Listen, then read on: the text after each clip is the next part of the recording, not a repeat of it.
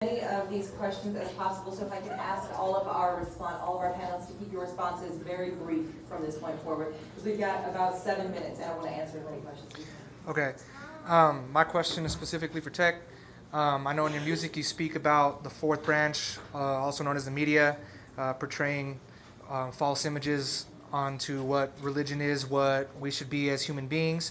But my question is, what do you feel about how they're portraying ISIS, also known as the Black Flag Army, to be violent, whereas in the Hadith of the Quran, it describes the army of Hazrat Mahdi to be ones who fly a black flag and who are originally violent and tend to become a part of his army and bring unity.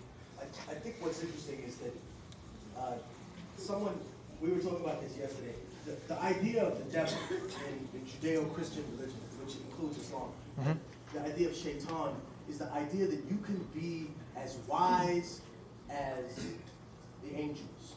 You know, you helped Allah create the universe. You're the all-powerful jinn of smokeless fire. But just because you're so powerful, just because you're so knowledgeable, doesn't mean you're going to do the right things. You could read all the hadiths, you could know all the surahs by heart, but if you're killing people just because they won't agree to be part of your government or what you're doing, you're absolutely wrong. You cannot sit there and pretend, and just because there's American propaganda that may not want ISIS there, there's no question in my mind because of their treatment of the Kurdish people, because of their treatment of other Christians in the area, because of their treatment of Shiites, where they say, oh no, well, you can't be here because you're a Shiite or a Sunni. Brother, if you ever get to heaven, right, purporting that we follow Pascal's major and that really exists, if you get to heaven, brother, and they tell you, oh, you can't get in here because you're a Shiite, you're not a Sunni, or you're a Sunni and you're not a Shiite, or you know what, you committed haram because you made a rap song, then you don't have to worry because you're not in heaven, and that's not God. I think the premise of this is, I think the premise that we have to stay focused on is even though our enemies are out there, in terms of America's enemies, the one that it shows as the enemies we have, we shouldn't champion them just because America has a problem with them. You know what I mean? Just because America's opposed to Cuba, I'm not going to say that, oh man, I love Cuba and everything's perfect there. No, there are problems with it. If you were the president of a country for 47 years, it's not a democracy, my brother. You know what I mean? If you claim to be the caliph of an empire, do you know what an empire is, brother? That means that you've taken God and you've put him into an institution, that you've put a face on God, which is what you were not supposed to do in Islam.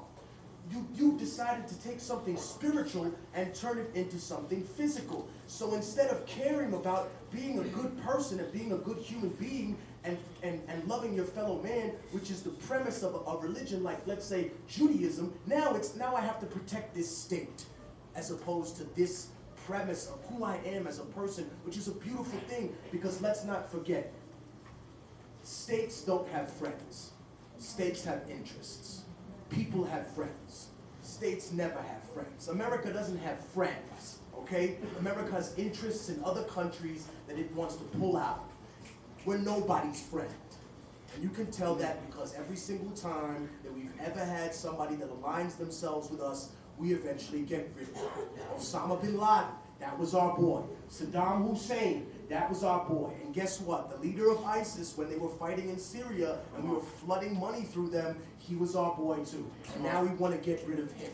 So the premise becomes, let's not just give a crown to those individuals who were diametrically opposed to. Yeah, I don't appreciate what the United States does in terms of its intervention in other countries, but that doesn't mean that I'm going to be a person who champions Assad, for example, who is a dictator, who has done terrible things to his people.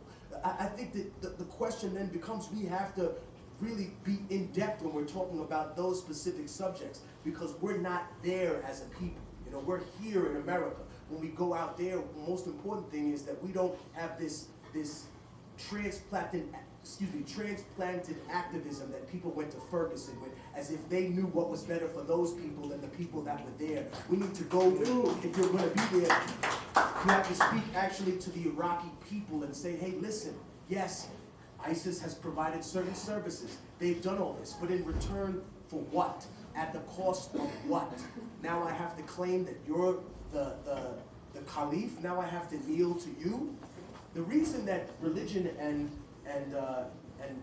state have to, sorry, the religion and state were first separated was way before the advent of America. It was actually one of the African popes. If you didn't know, we had African popes and African emperors of Rome. I'm sorry for anyone who's disappointed by that. Well, one of the black popes was named Galasius I, and he specifically created a document called the Duo Sant to separate church and state, and it wasn't to protect the state from the church's influence.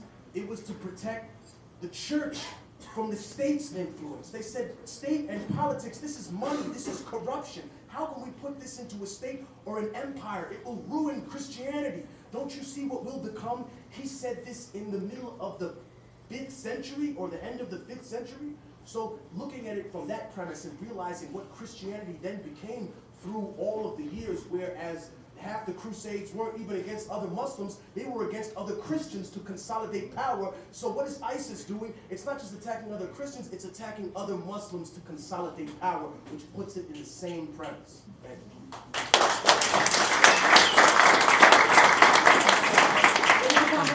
I'm sorry, we have to move on to the next Can I just say something real quick?